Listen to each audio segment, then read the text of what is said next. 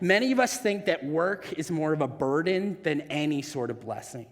And I think this is because we have all sorts of false narratives and competing stories in our age. Like, here are a few examples. The first, like, lies we believe about work. I think one of the lies that we believe is that work is only a necessary evil. Like, this is the story we tell ourselves, that work is a result only of a sinful, fallen world. And we think of heaven as this place where we float away from the earth and we sit on our cloud and we, have our cream cheese bagels given to us by our manservants, and we sit in our mansion built by Jesus. And like, when people talk about heaven, they're basically talking about escaping work.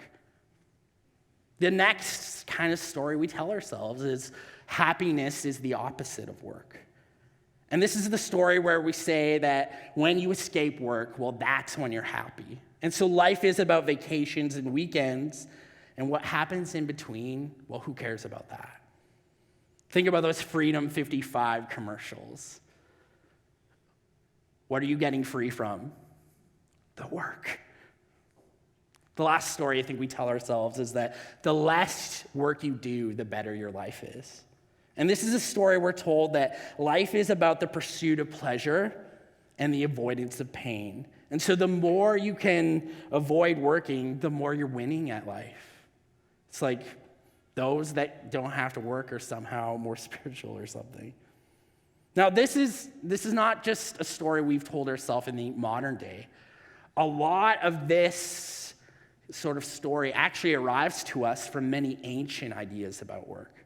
The ancient world in which the Bible was written had many of the same assumptions. So read Aristotle, read Plato, read Diogenes. Most of the Greco-Roman world thought of work as a burden. In fact, historian Adriano Tilger puts it like this. He said, to the Greeks, work was a curse and nothing else.